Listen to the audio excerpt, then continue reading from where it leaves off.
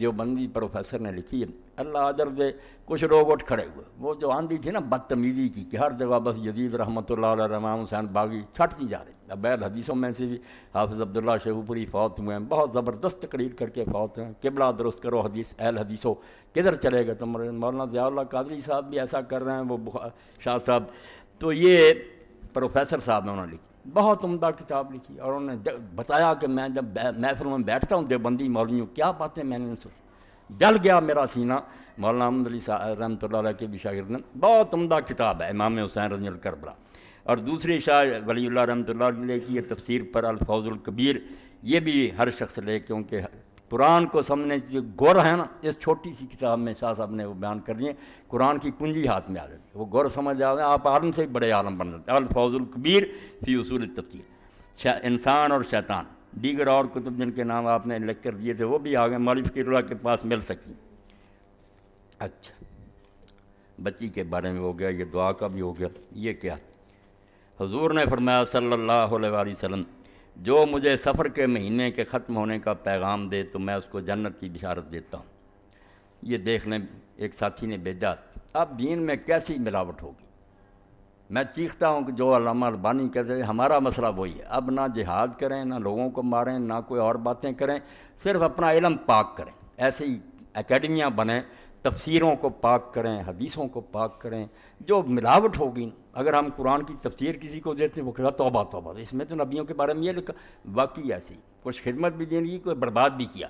تو یہ بھی چیزیں برباد کرنے کی بالکل جعلی موضوع اور من گھڑت بات ہے کہ یہ کو آپ نے بڑا منحوس جانا. کئی شادیاں نہیں کرتے بیوقوف کے، سفر میں شادی نہیں کی، منحوس ہے. تو اسی سلسلے میں کہا کہ حضور نے فرمایا کہ جو مجھے آ کر یہ بتائے گا نا کہ وہ سفر گزر گیا تو میں جنت کی بشارت دوں گا کہ بڑا خطرناک موقع ٹل گیا. محض بکواس، بالکل جھوٹ ہے. نہ سفر کے مہینے میں کوئی نحوست ہے، نہ حضور نے کہی یہ خرافات. ان خرافات سے نجات پاؤ، تطہیر افکار کرو، دماغ تو پہلے صاف کرو نا جو گند بھرا ہوا، صحیح قرآن و سنت کو حاصل کرو. کیا حضور صلی اللہ علیہ وسلم کے سفر میں ایک کے مہینے میں 27 دن بیمار رہے اور آپ اسی مہینہ میں آسمان سے بلاؤں کا نزول بھی وضاحت فرما؟ یہ ساری باتیں غلط، ان میں سے کچھ بھی سچ نہیں ہے. رسول کریم علیہ السلام ربیع الاول میں اگر فوت ہوئے ہیں اور اس مہینہ میں آپ کا انتقال ہوا تو کوئی منحوس مہینہ نہیں ہے. نہ سوموار کا دن منحوس ہے کہ آپ اس میں فوت ہوئے، نہیں. رسول اللہ علیین میں چلے گئے، الرفیق الاعلیٰ.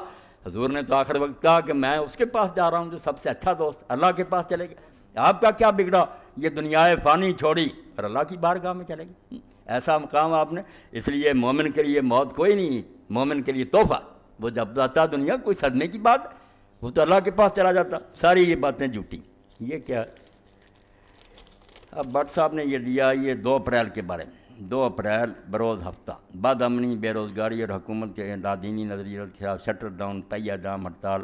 مرکزی قائدین قاضی حسین احمد، مولانا فضل الرحمان، علامہ ساجنی سارے لکھتے ہیں. ان کا لکھا اپنے شٹر ڈاؤن کر کے آؤ، آخر میں پڑھ آئیے ہم ہڑتال کو کامیاب بنائیں. اپنے شٹر ڈاؤن کر کے اپنی گاڑی کا پہیہ روک کر اپنی آواز کو بلند کر کے آئیے ہم حکمرانوں کو پیغام دیں کہ عوام بے بس نہیں، لاوارث نہیں، بے زبان نہیں، بلکہ جو دریا جھوم کے اٹھے ہیں تنکوں سے نہ ٹالے جائیں گے. حکمران بھی ہمارے بھائی ہیں، ہمارے دلوں میں ان کے خلاف کوئی عداوت نہیں ہے. خدا جانتا وہ مسلموں کے گھر پیدا ہوئے ہیں، مسلم ہیں. کچھ ہماری کوتاہی ہے کہ انہوں نے جہاں تربیت پائی ہے وہاں انہیں کسی نے اسلام نہیں سکھایا. وہ اپنی جگہ سمجھتے ہیں ہم صحیح اسلام پیش کر رہے ہیں. یہ ہماری بیوقوفی ہے کہ ہم آپس میں جھگڑتے ہیں. تو جو لوگ آتے ہیں ہم سے بات سننے کے لیے، اب جس مسئلے میں جاتے ہیں ہو تو یہ رہا کہ وہاں توپے ہیں نصب، وہ کافر ہیں، ان کو قتل کر. اور اسی لیے جو برطانوی دور میں نہیں ہوا تھا اور اب بھی انڈیا میں نہیں ہوتا کہ ہمارے ہاں نمازیں جمعہ کی اور جو ہیں عید وغیرہ کی وہ نگرانی پولیس کی میں ہم پڑھتے ہیں. یہ قیامت ہم ہی لائے ہیں نا کہ مسلمان کہلاتے ہوئے بم گرا رہے ہیں مسجدوں پر. تو اس وجہ سے وہ لوگ متنفر ہوئے. اللہ انہیں بھی ہدایت دے. دشمنی ہمارے، اور ان کو جو دین کی خبر نہیں ہم ان تک پہنچائیں اچھے طریقہ سے، خیر خواہی سے، دشمنی سے نہیں، پوری ہمدردی سے انہیں سمجھائیں کہ بھائی آپ بھولے ہوئے ہمارے ساتھی ہیں، آئیں اس امت کے قائد و رہبر بنے، کافروں کا ساتھ نہ دیں، ہمارے لیڈر بنے، جھنڈا لے کر آگے آئیں.